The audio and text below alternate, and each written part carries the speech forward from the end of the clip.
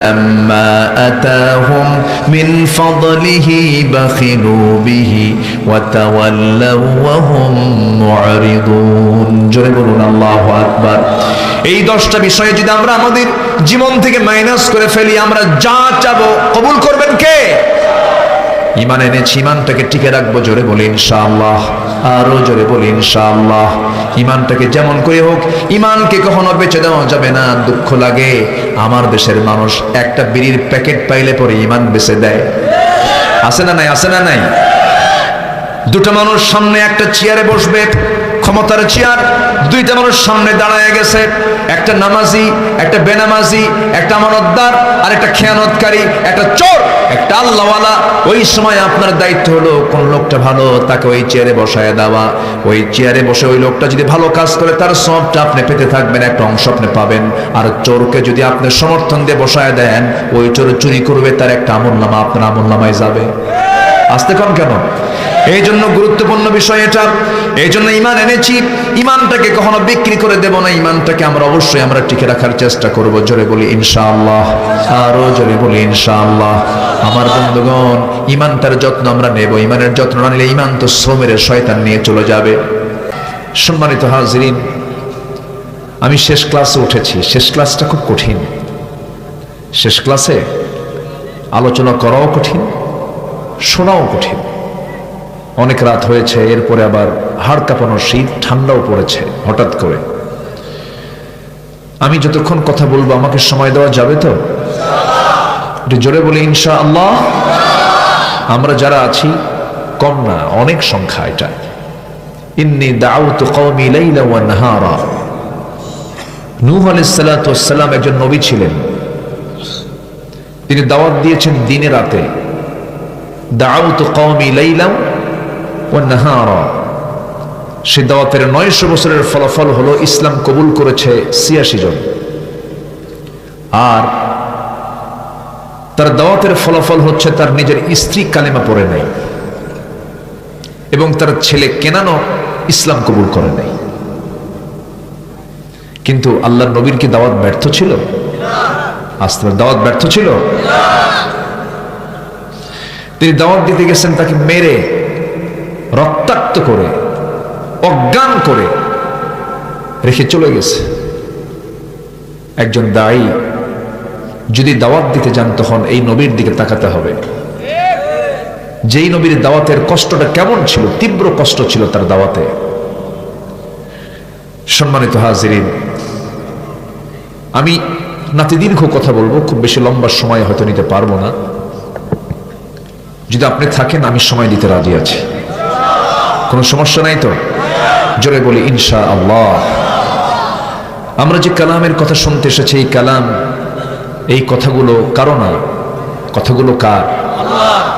পৃথিবীতে সবচাইতে মজবুত কথা, সবচাইতে দৃঢ় কথা, সবচাইতে মহা সত্য কথা, সবচেয়ে বড় মহা বড় দলিল যার হতে পারে, তা কার কথা হতে পারে বলেন তো? আল্লাহর কথা। ওয়ামান আসদাকু মিনাল্লাহি কিলা। আমার আল্লাহর চাইতে বড় সত্য কথার কে বলতে পারে?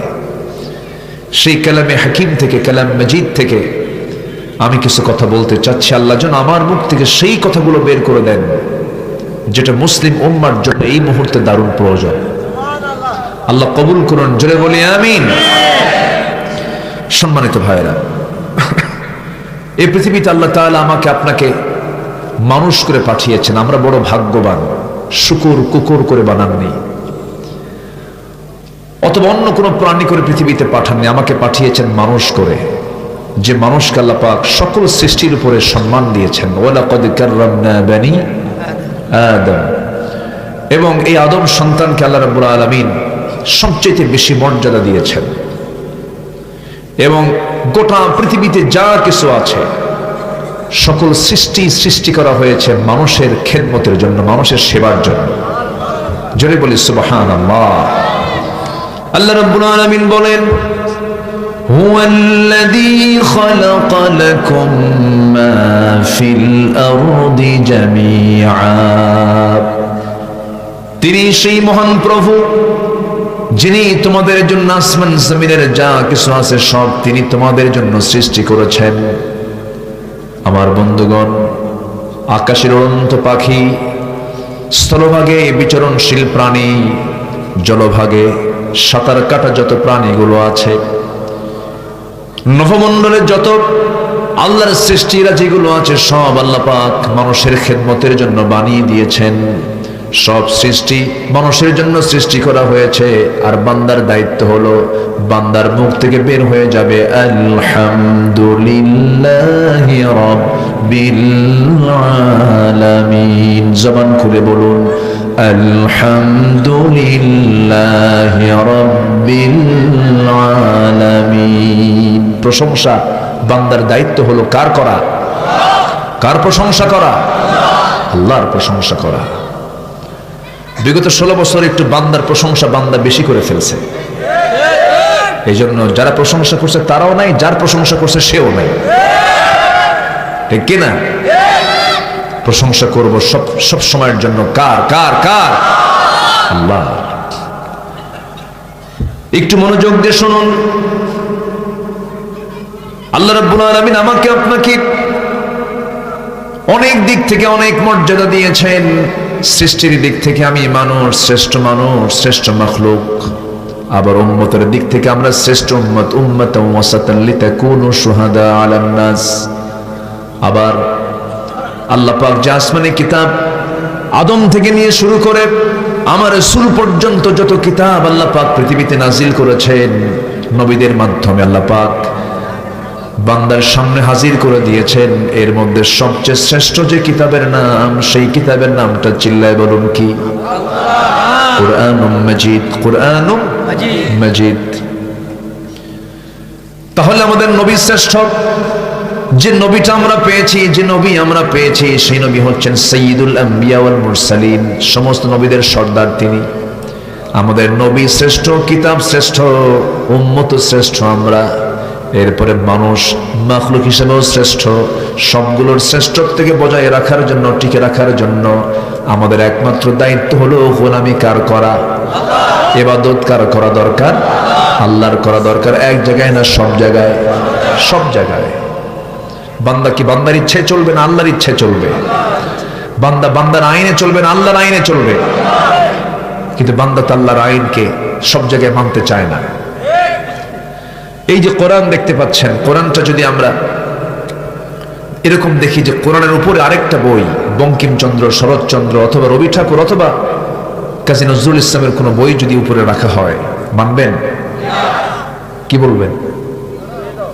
ওটা সরায়া দিয়ে নিচে রাখো, ওটাও তো বই। কিন্তু কোরআনের উপরে অন্য কোনো বইকে আমরা বেমানান মনে করি, অসম্মান মনে করি, যে না এটা সবার উপরে থাকবে, এটাকে নিচে রাখো। কোরআনটা সবার উপরে থাকবে। সমাজে যে আইন চলছে আজকে, এই আইনটা কি মানুষের না আল্লাহর? ভালো করে বলবেন, কার? মানুষের। আর আল্লাহর আইনটা কি মানুষের আইনের উপরে আছে না নিচে আছে? কোথায়? কোথায় উপরে রাখলাম আমরা? কোরআনটাকে উপরে রেখেছি ঠিক আছে, কিন্তু কোরআনের আইনটাকে আমরা নিচে রেখে মানুষের আইনটাকে আমরা উপরে রেখে দিয়া তা দিয়ে আমরা সব ফয়সালা করছি। এই দিকে তৃপ্তির ঢেকুর, আমরা তৃপ্তির ঢেকুর দিচ্ছি আল্লাহ আমাকে জান্নাত দেবেই। জান্নাত এত সহজ নয়। জান্নাত পেতে হলে সর্বনিম্ন যে জান্নাত আল্লাহ রাব্বুল আলামিন দান করবেন, সর্বনিম্ন জান্নাত হলো 10টা পৃথিবীর মতো একটা জান্নাত। সেই জান্নাত পাওয়ার জন্য বান্দা সারা সপ্তাহ নামাজ পড়ে না। শুক্রবারে আজান হয় 12টায়, আর মুসল্লি হাজির হয় 1:29:29। ইমাম সাহেব যদি নামাজ একটু লম্বা করে, খুতবা একটু লম্বা দেয়, ঘড়ি দেখে আর বলে হুজুর ঘড়ি দেখে। এরকম বেদব কিছু মুসল্লি নাই? যায় সবার আগে, তাড়াহুড়ো করে, সবচাইতে বেশি 7 দিন একদিনও যায় নাই, সবার শেষে গিয়ে নামাজে দাঁড়াতে নিয়ে নিয়ত করে, আল্লাহ তুমিও ছাড়ো না, আমিও পারি না, আল্লাহু আকবার। আমার বন্ধুগণ, ঠাকঠুক মেরে কয়েকটা সেজদা দিয়ে অনেকে মনে করে আমি তো জান্নাত পাবোই। জান্নাত পাওয়াতে সস্তা না। আল্লাহ রাব্বুল আলামিন সুন্দর করে বান্দাকে বুঝাচ্ছেন, প্রশ্ন করে বুঝাচ্ছেন, আহাসিবান নাস আইয়ুতরাকু আইয়াকুলু আমান্না ওয়া হুম লা ইফতানুন। মানুষের কি ধারণা ঈমান এনেছি, এতটুকু শব্দ বললাম আর আমি তাকে ছেড়ে দেব? না না, অবশ্যই তাকে পরীক্ষা করা হবে। পরীক্ষা করবেন কথাটা কার? আশাদ্দুন নাসি বালাউল আম্বিয়া সুম্মাল আমসাল ফাল আমসাল। এই দুনিয়াতে সবচেয়ে বড় বালা মুসিবতের সম্মুখীন হয়েছেন হলো আল্লাহর নবীরা। পরীক্ষায় পড়েছেন তারা। যার ঈমান যত মজবুত তার পরীক্ষা তত বেশি। প্রত্যেকটা পরীক্ষা আল্লাহর নবীরা ফেল করেছেন না পাস করেছেন? ফেল করেছেন না পাস করেছেন? পাস করেছেন। সবচেয়ে বড় চ্যালেঞ্জ হলো এই দুনিয়াতে যে আমি আল্লাহর দাসত্ব করতে এসেছি, ইবাদত করতে এসেছি, এই ইবাদত আমার কবুল হচ্ছে কিনা, এটা আমার সবচেয়ে বড় দেখার বিষয়। আজকে আমার সাবজেক্টের মূল বিষয় হলো আমার ইবাদতগুলো কবুল হবে কিনা, কবুল হচ্ছে কিনা, কবুল না হওয়ার কারণগুলো কি কি, কবুল হতে কি কি অন্তরায়গুলো আছে, কবুল হওয়ার জন্য কি কি অপকর্মগুলো বাদ দিতে হবে, এই তালিকা আজকে আমি দিতে চাচ্ছি। ইবাদত কবুলের অন্তরায় হলো মোটামুটি 10টা। কোরআনের আলোকে 10টা অন্তরায় আছে। 10টা অপকর্ম যদি আমাদের জীবন থেকে মাইনাস করে ফেলি, আল্লাহ রাব্বুল আলামিন আমার আপনার সমস্ত ইবাদতগুলো কবুল করবেন। কয়টা বলেন? 10টা। আমি কি একটাও বলেছি নাকি? আমাকে সময় দিচ্ছেন তো নাকি? ইনশাআল্লাহ। আমি তো টেনশনে আছি, এত রাতে থাকেন কিনা না দৌড় মারেন আল্লাহ জানে। আমাকে সময় দিচ্ছেন তো ইনশাআল্লাহ? আল্লাহ কবুল করুন। জোরে বলি আমিন। আরো জোরে আমিন। আমার বন্ধুগণ, আল্লাহ রাব্বুল আলামিন এই দুনিয়াতে আমাকে কেন পাঠালেন, কি জন্য পাঠালেন, মূল লক্ষ্য কিন্তু একটাই, সেটা হলো আমার আপনার কমন আয়াত, আমার আপনার মুখের আয়াত। সবার এই আয়াতটা জানা আছে অন্তত। সেই আয়াতটা আমার সঙ্গে ঠোঁট মিলিয়ে মিলিয়ে আওয়াজ দিয়ে দিয়ে সবাই বলুন, ওয়ামা খালাকাতুল জিন্না ওয়াল ইনসা ইল্লা লিয়াবুদুন। আমি মানুষ এবং জিনকে সৃষ্টি করেছি আমার গোলামি করার জন্য, আমার দাসত্ব করার জন্য এবং গোলামি করার জন্য। আল্লাহ পাক সব নবীকে কিতাব দিয়েছেন, আমাকে দেওয়া হয়েছে কি বলেন? কোরআন দেওয়া হয়েছে। হুদাল লিন্নাস, মানুষের হেদায়েতের জন্য কোরআনটা দেওয়া হয়েছে। আমার বন্ধুগণ, আমি আল্লাহর গোলামি কেন করব? আমার দায়িত্বই তো আমার আল্লাহর গোলামি করা। কারণ আল্লাহ আমাকে সৃষ্টি করেছেন, সকল গোলামি তো তার জন্যই করতে হবে। আল্লাহ রাব্বুল আলামিন সুন্দর করে এক জায়গায় বলছেন, আল্লাহ পাক বলছেন, তার ভাষায় বলছেন, যারা পারেন ঠোঁট মিলিয়ে বলুন, ইয়া আইয়ুহান নাসু উবুদু রাব্বাকুমুল্লাযী খালাকাকুম والذين من قبلكم لعلكم تتقون। জোরে বলুন আল্লাহু আকবার। হে মানব মণ্ডলী, তোমরা সেই মহান রবের গোলামি করো যে মহান রব তোমাকে সৃষ্টি করেছেন এবং তোমার পূর্বের সকলকে সৃষ্টি করেছেন। এত বড় তার পরিচয়। শুধু আমাকে বানান নাই, পৃথিবীর সকল মানুষকে তিনি সৃষ্টি করেছেন, সকল প্রাণীকে তিনি সৃষ্টি করেছেন। শুধু প্রাণীকে সৃষ্টি করি চায়না মালের মতো ছেড়ে দেন নাই, সেটাকে যত্ন করেছেন, সেটার সিকিউরিটি দিয়েছেন। সুবহানাল্লাহ বলা যাবে না? সকল প্রাণীর রবকে বলেন, সকল প্রাণীকে চালানকে বলেন। ছোট্ট প্রাণী, চোখে পড়ে না এমন প্রাণী আল্লাহ চালান। বিশাল বড় হাতি, সেটাকে আল্লাহ পাক চালান। আবার সমুদ্রের বড় নীল তিনি, সেটাও আল্লাহ চালান, তাকেও আপনার আল্লাহ পাক খাওয়ান।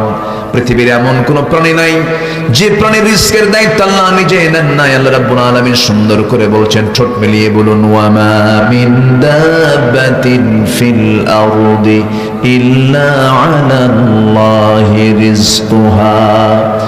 জমিনে যত বিচরণশীল প্রাণী আছে, সমস্ত প্রাণীর রিস্কের দায়িত্ব আল্লাহ পাক কাউকে দেন নাই। সব প্রাণীর রিস্কের দায়িত্ব আমার আল্লাহ নিজে নিয়েছেন। জোরে বলুন সুবহানাল্লাহ। আমার ভাইরা, এই জন্য আল্লাহ রাব্বুল আলামিন বলছেন, বান্দারে আমাকে চেনার জন্য আমার সৃষ্টির দিকে একটু তাকাবি, আমার সৃষ্টি নিয়ে একটু গবেষণা করবি। ডিপ গবেষণা যদি হয়ে যায়, গভীর যদি গবেষণা করিস বান্দা, তোর চোখ থেকে পানি বের হতে বাধ্য, তোর মুখ থেকে আমার শুকরিয়া আদায় করতে বাধ্য হবি তুই।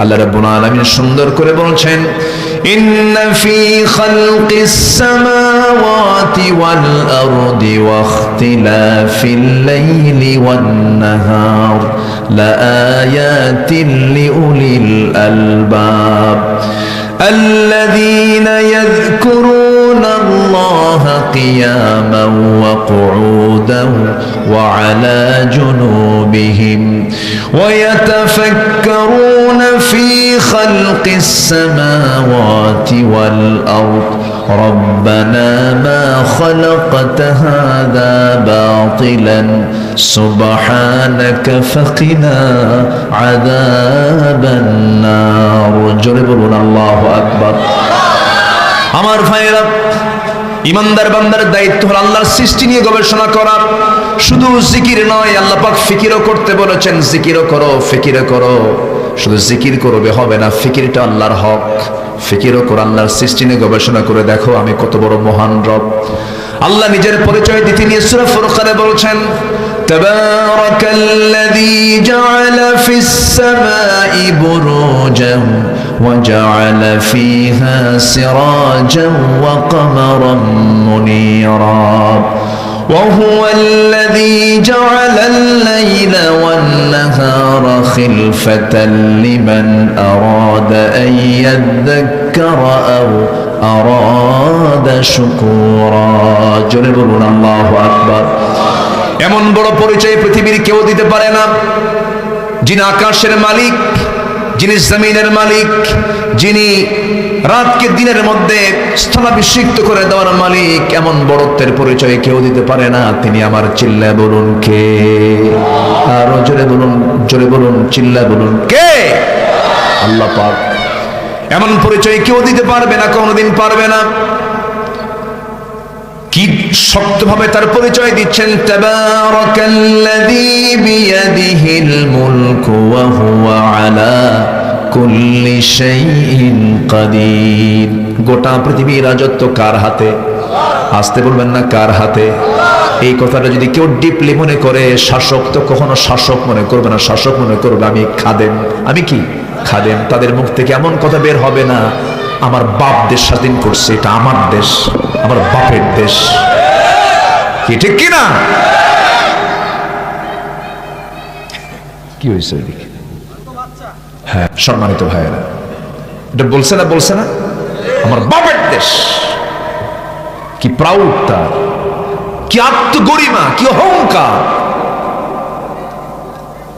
আল্লামা সাইদির মতো মানুষকেও তারা তিলে তিলে হত্যা করেছে শেষ পর্যন্ত শরীফ ওসমান হাদি এক ধূমকেতুর নাম একটা মানুষের জীবনে কিছু দোষ তো থাকতেই পারে দোষে গণিত মানুষ তাই না লা তাসুব্বুল আমওয়াত ফাইন্নাহুম ক্বাদ আফদাউ ইলা মা কদ্দামু মৃত ব্যক্তিকে তোমরা গালি দিও না কারণ সে তার আমলনামা নিয়ে চলে গেছে এবং তার ভালো দিকটা দেখো শরীফ ওসমান হাদি আমার কাছে মনে হয় একটা বুকুঠিন সম্রাটের নাম তার আন্দোলন থেকে তার জীবন থেকে একটা শিক্ষা আমি বের করেছি সেটা হলো শরীফ ওসমান হাদি শত্রুকে চিনিয়ে দিয়ে গেছে শত্রু কারা শত্রু চিনতে হবে শত্রুকে চিহ্নিত করতে নিয়ে শরীফ ওসমান হাদি ভুল করেনি তার সিনার মধ্যে 30 পারা কোরআন ছিল নামাজে ছিল বাবাটা বড় আলেম বড় ভাইটা কামিল মাদ্রাসার প্রিন্সিপাল মাটা 100% পর্দাশীলা বউটা একেবারে পর্দাশীলা টকবগে 32 বছরের ফুটন্ত গোলাপ চলে গেল মেরে ফেললো তারা সে বলেছিল আমাকে তারা গুলি করবে আমি যদি মরে যাই আমার বিচারটা যেন হয় আমার ছোট্ট সন্তানকে রেখে যাচ্ছি আমি যদি মরে যাই একটু দেখেন একটু খেয়াল করেন সম্মানিত ভাইয়েরা আজকে এই সমস্ত ফুটন্ত গোলাপদের যারা চেতনার যাদের কাছ থেকে চেতনা পাওয়া যায় শিক্ষা পাওয়া যায় এদের যদি বিচার বাংলার জমিনে না হয় আমার আপনার জন্য সামনে বিপদ আসতেছে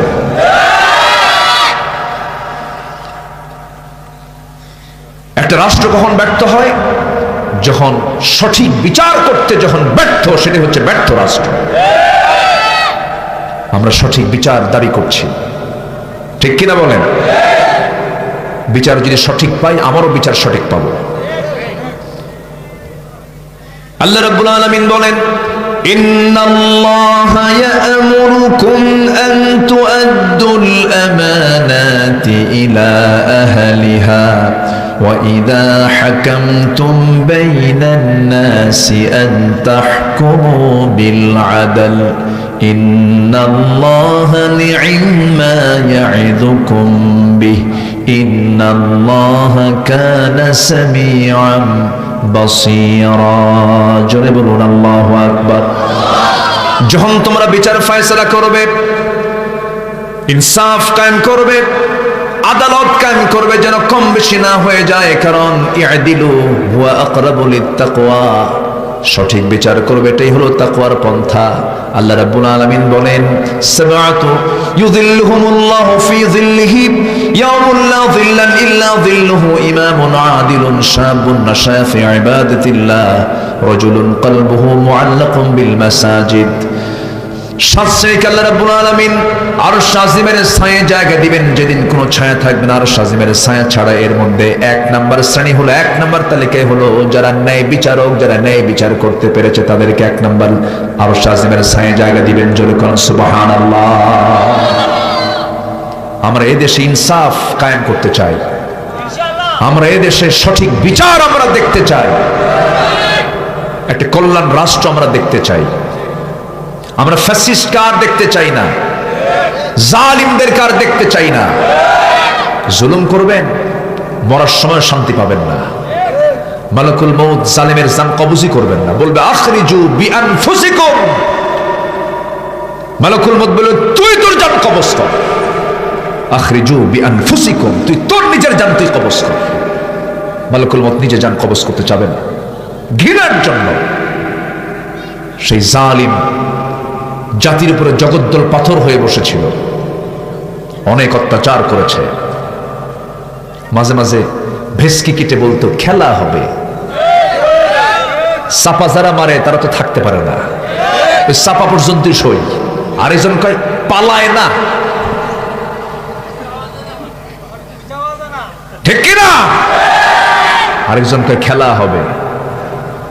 কোন দিক দিয়ে গেল দেখলামই না। বেচারাটা থাকলে একটু মনের খোরাক পাওয়া যেত, মন টন খারাপ হলে ওরা দেখলে মনটা ভালো হয়ে যেত, দেখিও না, একটু বিনোদন হতো। বেয়াদব গুলো এগুলো সব। সম্মানিত ভাইয়েরা, সব দেখে শেষ করেছি। 16 বছর, 9 বছর, 25 বছর সব দেখা শেষ। আগামীর দেশ আমরা দেখতে চাই কোরআনের বাংলাদেশ। আপনারা তো বলতেন যে আলেম ওলামাই তো এক নাই। এখন আলেম ওলামা সব এক হয়ে গেছে, তো এক হয়নি? লম্বা টুপি, গোল টুপি, ফাটা পাঞ্জাবি, গোল পাঞ্জাবি, জুব্বা সব এক। আলেম ওলামা সব এক প্ল্যাটফর্মে চলে এসেছে। আমরা দেখতে চাই আগামীর বাংলাদেশ আলেমদের বাংলাদেশ।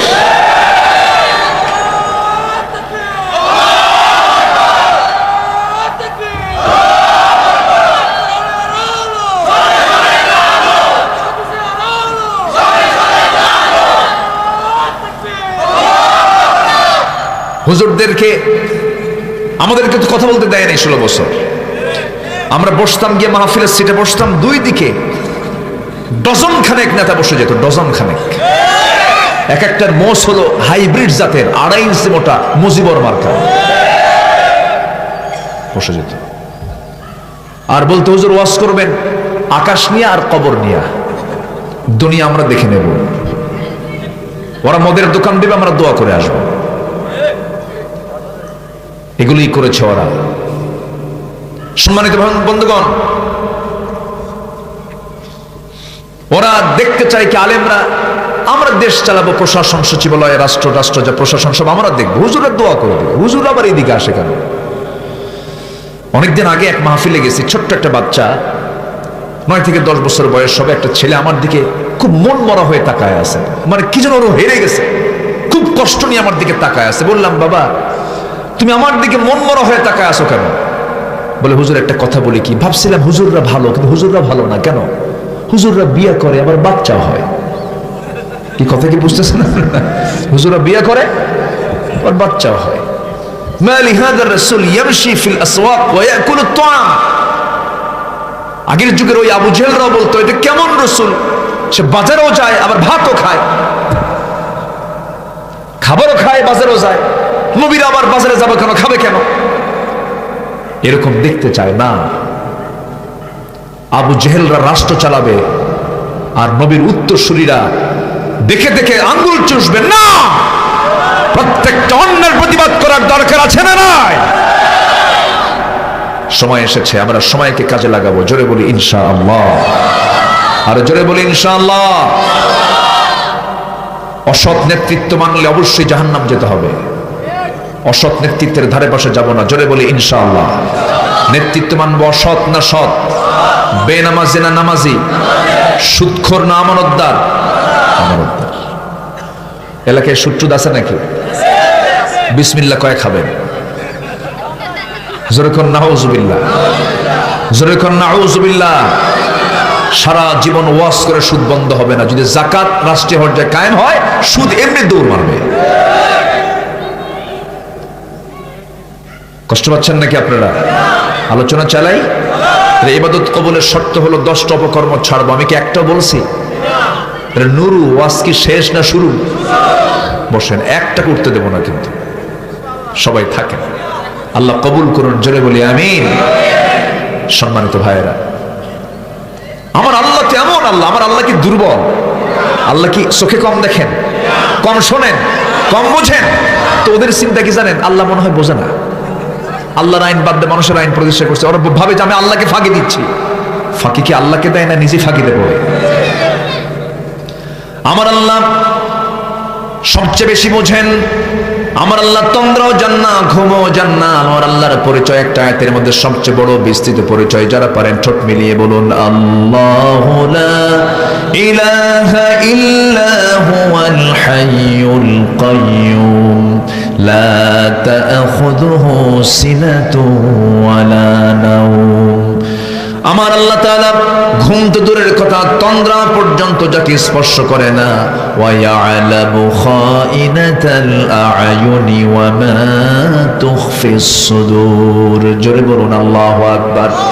পৃথিবীর কোনো প্রশাসন মনের খবরও জানে না, পৃথিবীর কোনো প্রশাসন অন্তরের খবরও জানে না, কিন্তু আমার আল্লাহ এমন, আপনার অন্তরেতে আপনি কি কল্পনা করেছেন, কি চিন্তা করছেন, এটার খবর আমার আল্লাহ জেনে যান।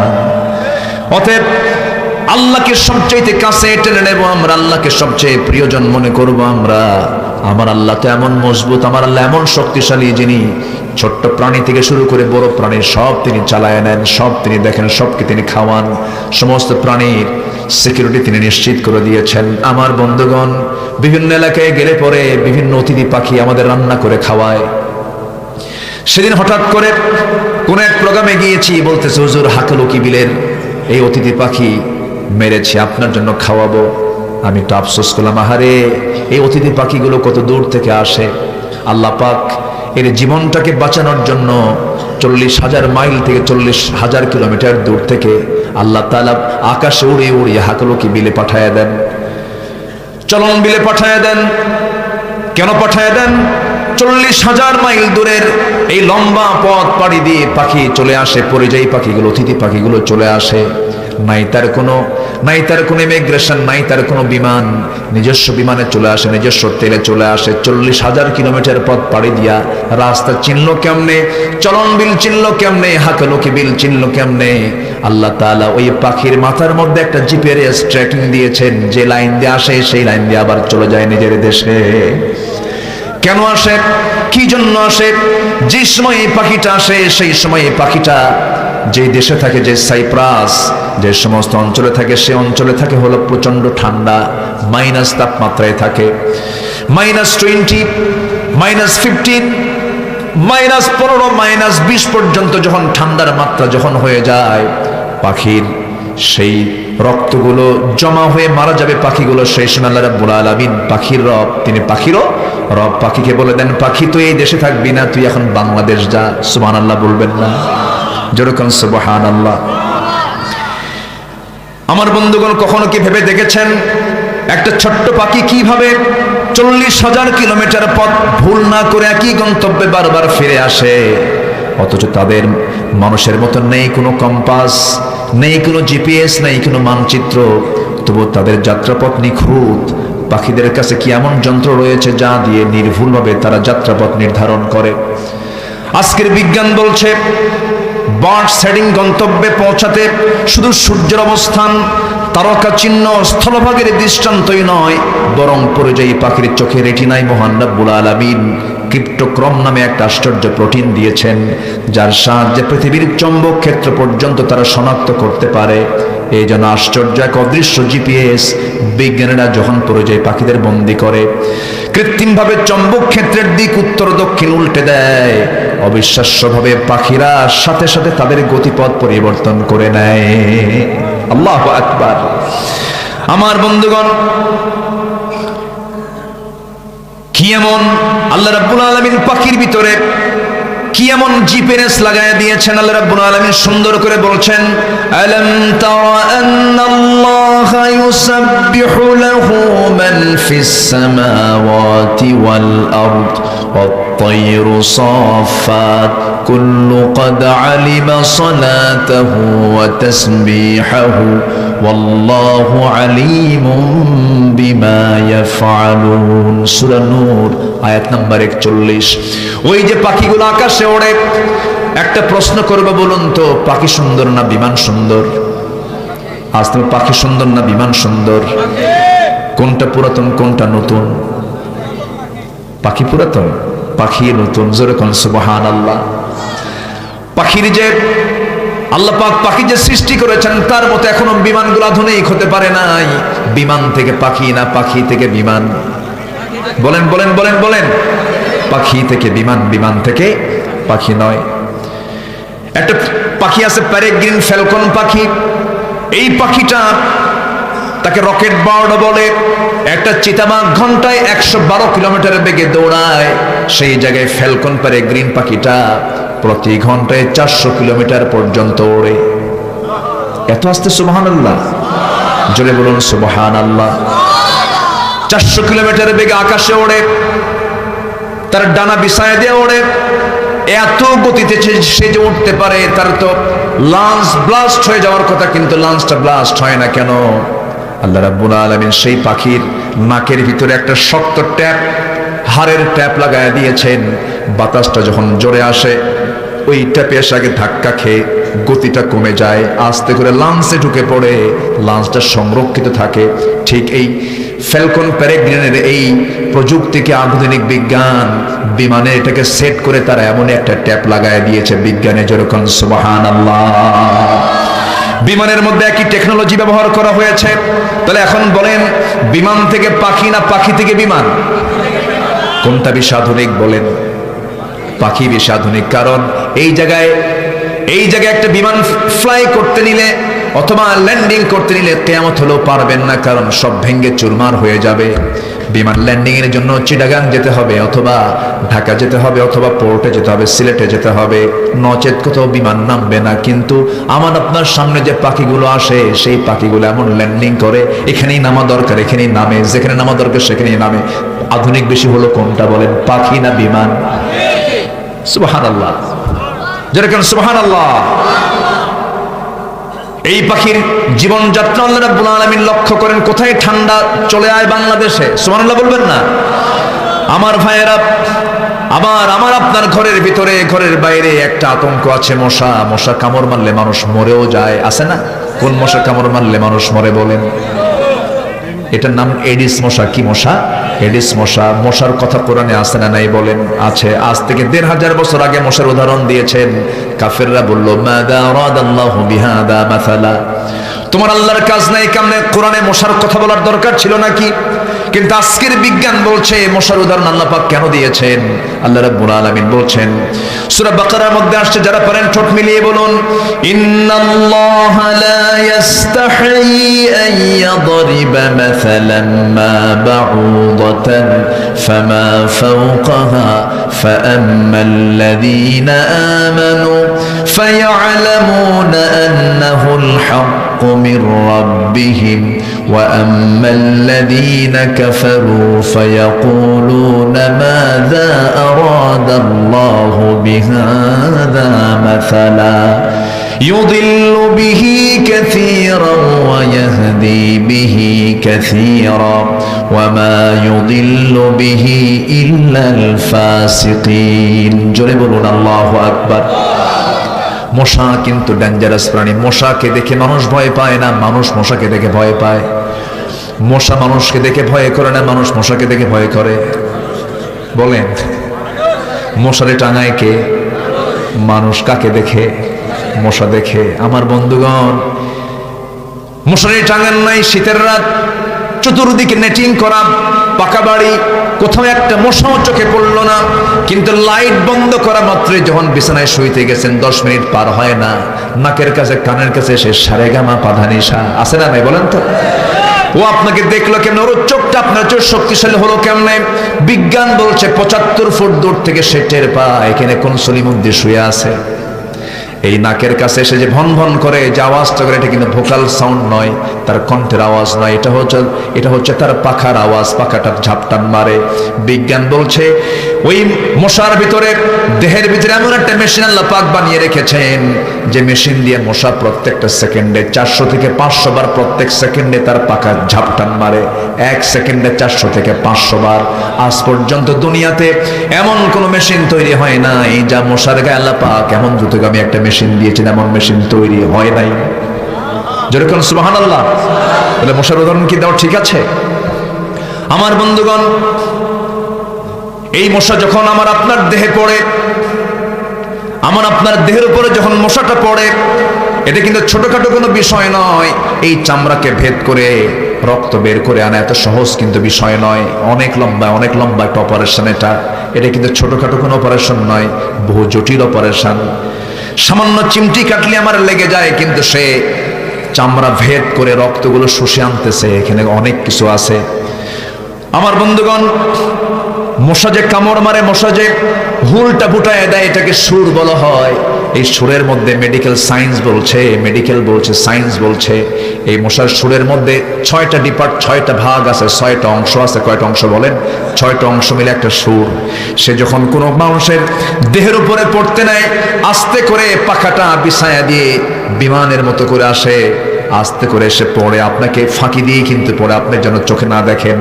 আস্তে করে পড়লো, পড়ার সঙ্গে সঙ্গে, কারণ ওর চোখটা মারাত্মক চোখ, এই যে ক্যামেরাগুলো আছে ক্যামেরার সঙ্গে পারবে না, কারণ এই মশার চোখ সাধারণ কোনো চোখ নয়, এটা হলো অত্যন্ত জটিল ধরনের কম্পাউন্ড আই, যেখানে শতাধিক শত ক্ষুদ্র ক্ষুদ্র লেন্স একসঙ্গে কাজ করে, সেই জন্য চতুর্দিকে সমান তালে দেখে। যেরকম সুবহানাল্লাহ। এবং এই মশার চোখকে রিসার্চ করে আজকে defence drone, self driving car, robotic vision সিস্টেমগুলো মশার এই চোখ থেকে আবিষ্কার করা হয়েছে। আমার বন্ধুগণ, আমার ভাইরা, এই মশা যখন আমার আপনার দেহে যখন পড়ে, ওই সুরটা যখন ঢুকাতে নেয়, এর মধ্যে 6টা অংশ আছে। এর মধ্যে প্রথম 2টা অংশ দিয়ে আগে চামড়াটা ফাড়ে, চামড়াটা কি করে? ফেড়ে ফেলে। পরের দ্বিতীয় অংশ, 2টা অংশ দিয়ে ব্লাড ভেসেল খুঁজতে থাকে। আবার 5ম নম্বর অংশ দিয়ে সে কি করে? আস্তে করে আমার আপনার দেহের মধ্যে থেকে রক্ত নেবার আগে সে কেমিক্যাল নিঃসরণ করে, চতুর্দিকে একটা কেমিক্যাল দিয়ে দেয়। কেমিক্যাল দিয়ে অ্যানেস্থেসিয়া করে অজ্ঞান করে নেয় জায়গাটা। অজ্ঞান করে নিয়ে যেন বান্দা যেন না টের পায়, বান্দার শরীরের মধ্যে যেন না টের পায় আমি অপারেশনে যাচ্ছি। আগে অ্যানেস্থেসিয়া করে, দেখেন কত বড় ডাক্তার। এরপর আস্তে করে 6ঠতম অংশ দিয়ে আস্তে করে সে তার সর্বশেষ হুলটা ফুটায় দেয়। আস্তে করে সুন্দর করে সে মশাটা রক্তগুলো শুষে শুষে সে তার পেটের মধ্যে তুলে নেয়। কিন্তু কিছু বেহুশ মশা আছে, হুঁশ থাকে না, বেহুশ হয়ে যখন খায় আর উঠতে পারে না, তখন মরে যায়। বেহুশ মশা, যেরকম আগের 16 বছরের সরকার ছিল বেহুশ মশা, এমন খাওয়া খাইছে ওখানেই বসছে। কিন্তু যেটা চালাক স্মার্ট মশা করে কি? আস্তে করে যত পরিমাণ খাওয়া দরকার তত পরিমাণ খেয়ে আস্তে করে উঠে চলে যায়। আপনি টের পাই না। যদি টের পেয়ে যেতাম তাহলে কি হতো? কি কথা বোঝেন না? ওর সিকিউরিটি নিশ্চিত করার জন্য করে কি? অ্যানেস্থেসিয়া করে অজ্ঞান করে পানি রক্তগুলোকে শুষে এনে আস্তে করে সে উঠে চলে গেল, আমি আপনি টের পেলাম না। 10 মিনিট 15 মিনিট যাওয়ার পর ওই যে কেমিক্যাল দিয়েছিল অজ্ঞান করার জন্য তার মেয়াদ শেষ। তার কি মেয়াদ শেষ? এরপরে জ্বলনি শুরু হয়, ফুলে ফুলে যায়, এই তো মশা কামড় মেরে চলে গেছে। আমার বন্ধুগণ, এই মশাকে আল্লাহ রাব্বুল আলামিন 1500 বছর আগে কোরআনে কারীমের মধ্যে মেসাল হিসেবে দিয়েছেন। আজকে সেই মশা এবং অত্যাধুনিক প্রযুক্তি এই মশাকে রিসার্চ করে তৈরি হয়েছে। এই মশার সুর থেকে তৈরি হয়েছে হলো mosquito inspired needles, painless micro needles তৈরি হয়েছে। এই মশার সুরকে গবেষণা করে সুবহানাল্লাহ বলা যাবে না। আমার বন্ধুগণ, অনেক লম্বা লম্বা কথা আল্লাহ রাব্বুল আলামিন এই জন্য বান্দাকে বারবার বিভিন্ন জায়গায় প্রশ্ন করছেন। এক জায়গায় প্রশ্ন করছেন কি, আফালা ইয়ানজুরুনা ইলাল ইবিলি কাইফা খুলিকাত ওয়া ইলাস সামাই কাইফা রুফিআত ওয়া ইলাল জিবালি কাইফা নুসিবাত। আল্লাহ রাব্বুল আলামিন প্রথমে উটের কথা বললেন। আমার দেশে কি উট আছে নাকি বলেন? উট নাই, কিন্তু উটটা মরুভূমির জাহাজ বলা হয়। আমি কি দোয়া করে দেব? এই বসেন না কেন, একটু বসেন, আর একটু সময়, একটু বসেন। এই যে বাবারা বসেন, এই যে চাচা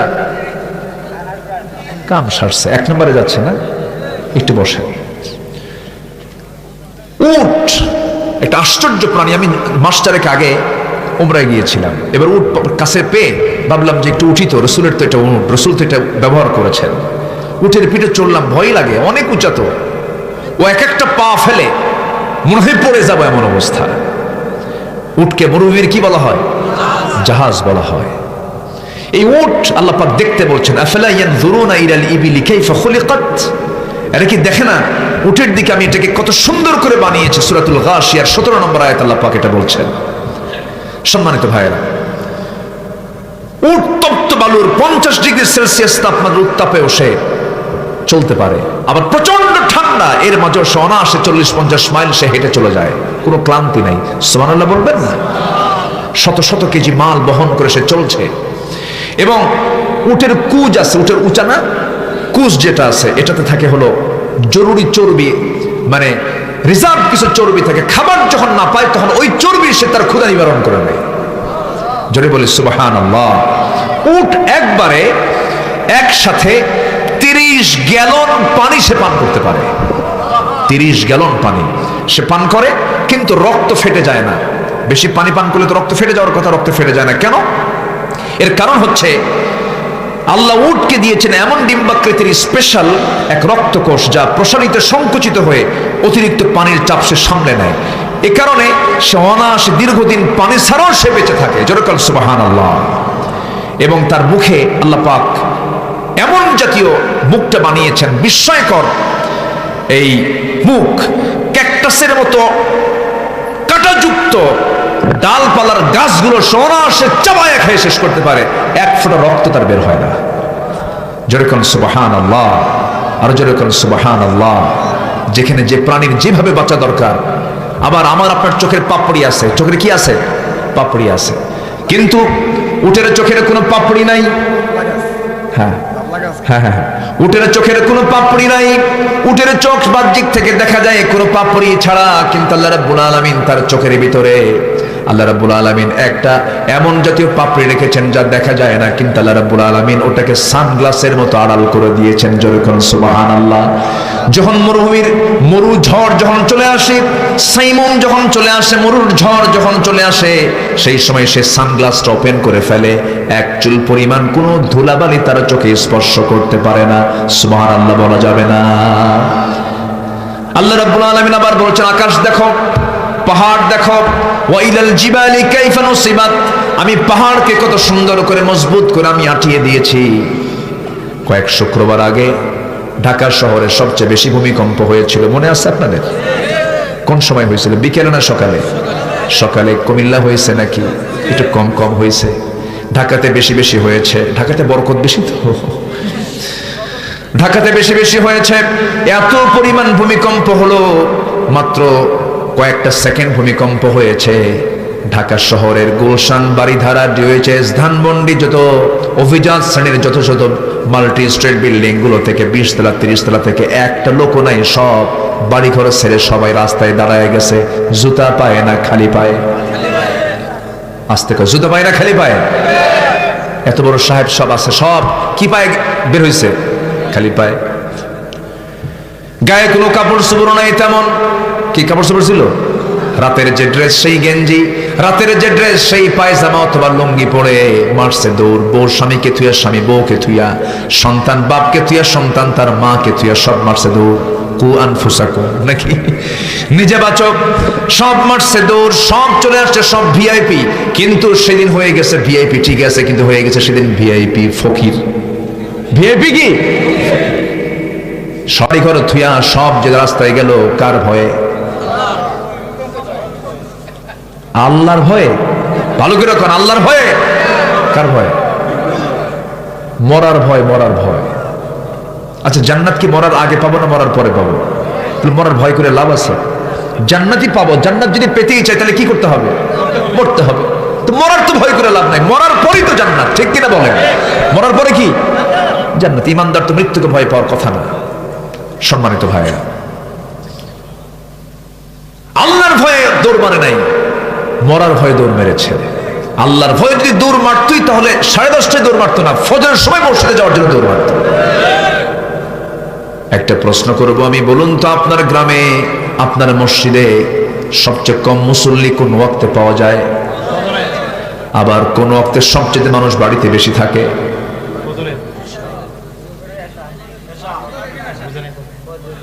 ফজরেই। এই তো কোন ওয়াক্তে সবচেয়ে কম মুসল্লি? বলেন বলেন বলেন বলেন। সবচেয়ে বেশি মানুষ কোন ওয়াক্তে বাড়িতে?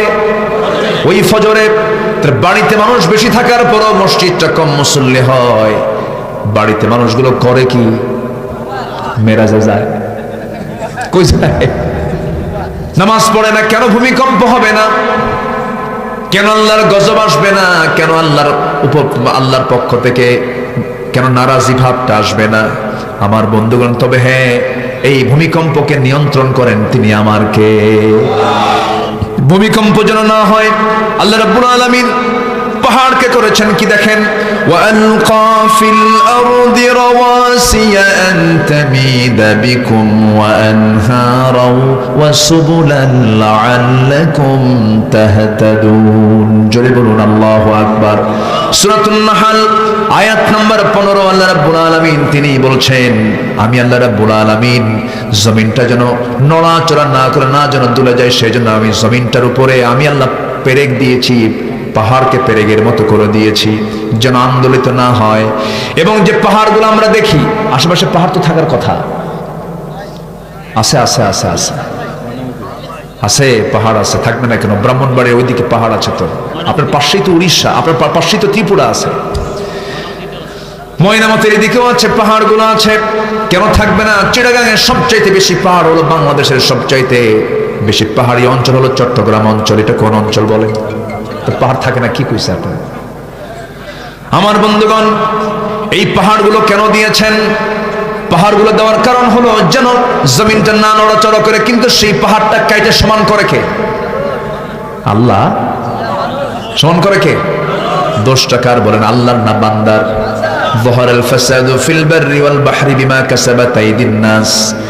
আমার বন্ধুগণ, এই যে পাহাড়গুলো আল্লাহ রাব্বুল আলামিন জায়গায় জায়গায় দিয়ে দিয়েছেন, পৃথিবীর বিভিন্ন জায়গায় দিয়ে দিয়েছেন। কেন দিয়েছেন, কি জন্য দিয়েছেন একটু জানলাম। কিন্তু এই পাহাড় যে সৃষ্টি করেছেন, পাহাড়ের যে উপরের অংশটুকু আমরা দেখি, এটা মাত্র 10%, 10%, আর বাকি 99% রেখেছেন তিনি পাহাড়ের ফাউন্ডেশন নিচে। জোরে বলুন সুবহানাল্লাহ। পাহাড়ের ফাউন্ডেশন আছে হলো 90%, আর 10% আছে হলো উপরে যা আমরা দেখতে পাই। আল্লাহু আকবার বলেন। এই ভূমিকম্প কেন হয়, কি জন্য হয়? শরীয়তের দৃষ্টিকোণ থেকে যদি আমরা বলি তাহলে বলবো, আমরা যখন ফিতনা ফাসাদ বেড়ে যাবে, জেনা বেড়ে যাবে, সুদ বেড়ে যাবে, হক নষ্ট করবে, এরপরে সমাজে মদের নেশা বেড়ে যাবে, নেশা বেড়ে যাবে, বাদ্যযন্ত্র বেড়ে যাবে, সেই সময় ভূমিকম্পের পরিমাণ, গজবের পরিমাণ বেশি হবে। কিন্তু এই ভূমিকম্প কিন্তু চলমান প্রক্রিয়া। বিজ্ঞান বলতেছে এবং বিজ্ঞান গবেষণা করে বলতেছে, পৃথিবীতে যখন মানুষ আসে নাই, মাঝে মাঝে ভূমিকম্প হতো। প্রচন্ড ধাক্কার মধ্যে দিয়ে পৃথিবী সৃষ্টি হয়েছে। বিগ ব্যাং থিওরি আবিষ্কার করেছে। Big bang theory Quran Allah রাব্বুল আলামিন 1000 বছর আগে বলে দিয়েছেন, ফাফাতাকনাহুমা ওয়া জাআলনা মিনাল মাই কুল্লা শাইইন হাই। আল্লাহু আকবার বলেন। আমার বন্ধুগণ, হয়তো আমরা অনেকেই জানি না বিষয়টা। পৃথিবী কিন্তু শান্ত না। এই পৃথিবী কি শান্ত? শান্ত না। এর নিচে অবিরাম এক রহস্যময় টেকটনিক গতির খেলা চলতেছে। এই টেকটনিক প্লেটগুলো একে অপরের সাথে সংঘর্ষ করে অথবা সরে গিয়ে জমে থাকা শক্তি হঠাৎ মুক্তি পেয়ে যায়, তখন একটা শক্তিশালী শকওয়েভ সৃষ্টি করে পুরো জমিনকে কাঁপিয়ে তোলে। আল্লাহ তাআলা এই কাঁপিয়ে তোলাটা যদি দীর্ঘ মেয়াদি করে দিতেন, ধরুন ওই দিন 10:30টার দিকে যে ভূমিকম্প হলো, 11 সেকেন্ড, 15 সেকেন্ড, 20 সেকেন্ড না হয়ে যদি 1 মিনিট কন্টিনিউ হতো, আগামী 100 বছরও এই ঢাকা এই পর্যায়ে, ঢাকাটা যেমন ছিল এই পর্যায়ে নিয়ে আসা সম্ভব হতো না। এত বড় ক্ষতি হয়ে যেত। আমার বন্ধুগণ, তাহলে সব সময়ের জন্য দয়ার চাদর দিয়ে, রহমতের চাদর দিয়ে আমাকে আবৃত রেখেছেন তিনি কে? অতএব দাসত্ব করব কার? আসতে বলবেন না, দাসত্ব করব কার? এক জায়গায় না, সব জায়গায়। কিন্তু ইবাদত কবুল করতে নিলে, ইবাদত কবুল হতে হলে শর্ত হলো 10টা অপকর্ম আমরা ছেড়ে দেব। শর্ট করে বলছি, নাম্বার 1 হলো আমরা মুনাফিকি ছাড়বো। কি ছাড়বো বলেন? মুনাফিকি আছে না? আমার দেশে মুনাফিক বেশি না মুসলমান বেশি? মুনাফিকি তো বেশি। মুনাফিক জোহর পরে, আসর পরে, মাগরিব পরে, এশাও পড়তে পারে, কিন্তু মুনাফিক ফজর নামাজ পড়তে পারে না। কি কথা বোঝা গেল? তাহলে এখন কোন আমরা কি অবস্থায় আছি? আমার ভাইয়েরা, আজকের এই গ্রামবাসীকে আমি বলতে চাই, এই গ্রামে যত বাসিন্দা আছেন, যেদিন আপনি দেখতে পাবেন আপনার গ্রামে ফজরের মুসল্লি জোহরের চাইতে, আসরের চাইতে, মাগরিবের চাইতে, এশার চাইতে বেশি হয়েছে, আমার বন্ধুগণ, জোহর, আসর, মাগরিব, মুনাফিক কাকে বলে? মুখ একরকম, অন্তর আরেক রকম। এর জাতীয় লোক তো মনে হয় এই দেবিদ্বারে কোথাও খুঁজে পাওয়া যাবে না। মুখ এক, অন্তর আরেক। এটা হচ্ছে মুনাফিকের লক্ষণ। কথা বললে মিথ্যা কথা বলে। ইন্নাল মুনাফিকিনা লাকাযিবুন, ইযা ওয়াদা আখলাফা, ওয়াদা করবে ভঙ্গ করবে, মিথ্যা কথা বলবে। আমার একটা প্রশ্ন, বলেন তো, আমার দেশে কোন শ্রেণীর লোক সবচাইতে বেশি মিথ্যা কথা বলেছে, এই জাতির সঙ্গে প্রতারণা করেছে 54 বছর ধরে? কারা বলেন? আমি কিন্তু করি, আপনারা কিন্তু বলতেছেন। মুনাফিকদের কোনো সমর্থন করা যাবে না। নাম্বার 2 হলো ইবাদত কবুল হবে না মুনাফিকি করলে পরে। নাম্বার 2 হলো নামাজে অলসতা যারা করবে তাদের কোনো ইবাদত কবুল হবে না। আল্লাহ পাক নিজেই বলছেন অলস মুসল্লির জন্য ওয়াইল, ফাওয়াইলুল লিল মুসাল্লিন আল্লাযীনা হুম আন সালাতিহিম সাহুন। নাম্বার 3 হলো আল্লাহ এবং রাসূলের সঙ্গে যারা অবাধ্যতা করবে, সীমা লঙ্ঘন যারা করবে, তাদের কোনো দোয়া কবুল হবে না। ওয়া মান ইয়াসিল্লাহা ওয়া রাসূলাহু ওয়া ইয়াতাআদ্দা হুদুদাহু ইউদখিলহু নারান খালিদান ফিহা ওয়া লাহু আযাবুম মুহিন। সূরা নিসা আয়াত নাম্বার 14। নাম্বার 4 হলো আল্লাহর সাথে যারা শিরিক করবে তাদের কোনো দোয়া কবুল হবে না। আল্লাহ রাব্বুল আলামিন বলছেন, ওয়া মান ইউশরিক বিল্লাহ ফাকাদ হারামাল্লাহু আলাইহিল জান্নাহ। নাম্বার 5 হলো সামনে পেছনে যারা পরনিন্দা করে বেড়াবে। অনেক তাহাজ্জুদ গোজার আছে, গীবতের মুখ দিয়ে তার ভরা। আছে না? গীবত দিয়ে তার মুখটা ভরা। তাহাজ্জুদ পরে গীবত করে। আল্লাহ পাক বলছেন তাদের ধ্বংস হয়ে যাক। সামনে পেছনে যারা দুর্নাম করে বেড়ায়, পরনিন্দা করে বেড়ায়। ওয়াইলুল লিকুল্লি হুমাযাতিল লুমাযাহ আল্লাযী জামা'a মালান ওয়া আদ্দাদা। নাম্বার 6 হলো তাদের ইবাদত কবুল হবে না যারা আল্লাহকে ভুলে থাকে, মন্দ কাজে উদ্বুদ্ধ করে। আল মুনাফিকুনা ওয়াল মুনাফিকাতু বা'দুহুম মিন বা'দ ইয়া'মুরুনা বিল মুনকারি ওয়া ইয়ানহাউনা আনিল মা'রুফ। নাম্বার 7 হলো শয়তানের যারা পদাঙ্ক অনুসরণ করবে তাদের কোনো ইবাদত কবুল হবে না।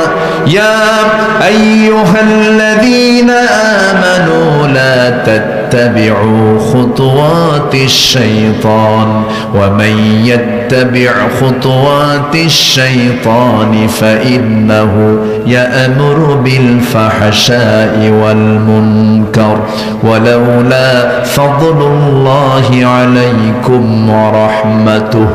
জোরে বলুন আল্লাহু আকবার। নাম্বার 8 হলো ওই সমস্ত লোকের কোনো ইবাদত কবুল হবে না যারা দেখানোর জন্য করে, মানুষকে দেখিয়ে দেখিয়ে ইবাদত করে। নির্বাচন চলে আসে, মাথায় টুপি একটা গেড়ে দেয়, ঘাড়ে একটা হাজির রুমাল লাগায় দেয়।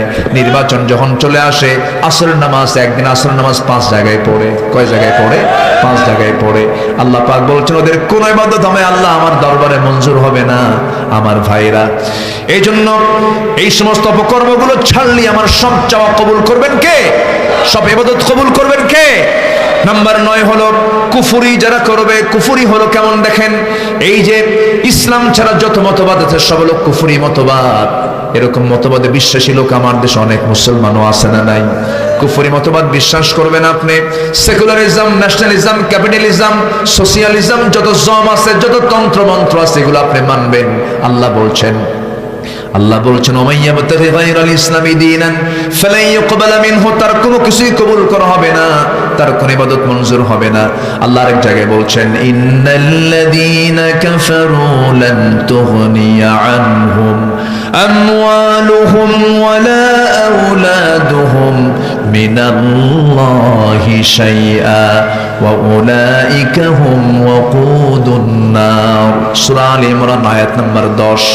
সর্বশেষ হলো আল্লাহর সাথে যারা মিথ্যা দৃঢ় অঙ্গীকার করে আবার তা অবজ্ঞার সঙ্গে যারা ভঙ্গ করবে, আল্লাহ পাক তাদের কোনো ইবাদত কবুল করবেন না। ফাম্মা আতাহুম মিন ফাদলিহি বাখিলু বিহি ওয়া তাওয়াল্লাউ ওয়া হুম মুআরিদুন। জোরে বলুন আল্লাহু আকবার। এই 10টা বিষয়ে যদি আমরা আমাদের জীবন থেকে মাইনাস করে ফেলি, আমরা যা চাবো কবুল করবেন কে? ঈমান এনেছি, ঈমানটাকে টিকে রাখবো। জোরে বলি ইনশাআল্লাহ, আরো জোরে বলি ইনশাআল্লাহ। ঈমানটাকে যেমন করে হোক, ঈমানকে কখনো বেচে দেওয়া যাবে না। দুঃখ লাগে আমার দেশের মানুষ একটা বিড়ির প্যাকেট পাইলে পরে ঈমান বেচে দেয়। আছে না নাই? আছে না নাই? দুটো মানুষ সামনে একটা চেয়ারে বসবে, ক্ষমতার চেয়ার, দুইটা মানুষ সামনে দাঁড়ায় গেছে, একটা নামাজি, একটা বেনামাজি, একটা আমানতদার আর একটা খেয়ানতকারী, একটা চোর, একটা আল্লাহওয়ালা। ওই সময় আপনার দায়িত্ব হলো কোন লোকটা ভালো তাকে ওই চেয়ারে বসায় দেওয়া। ওই চেয়ারে বসে ওই লোকটা যদি ভালো কাজ করে তার সবটা আপনি পেতে থাকবেন, একটা অংশ আপনি পাবেন। আর চোরকে যদি আপনি সমর্থন দিয়ে বসায় দেন, ওই চোর চুরি করবে, তার একটা আমলনামা আপনার আমলনামায় যাবে। আসতে কম কেন? এই জন্য গুরুত্বপূর্ণ বিষয় এটা। এই জন্য ঈমান এনেছি, ঈমানটাকে কখনো বিক্রি করে দেব না। ঈমানটাকে আমরা অবশ্যই আমরা টিকে রাখার চেষ্টা করব। জোরে বলি ইনশাআল্লাহ, আরো জোরে বলি ইনশাআল্লাহ। আমার বন্ধুগণ, ঈমানটার যত্ন আমরা নেব। ঈমানের যত্ন না নিলে ঈমান তো শ্রমের শয়তান নিয়ে চলে যাবে।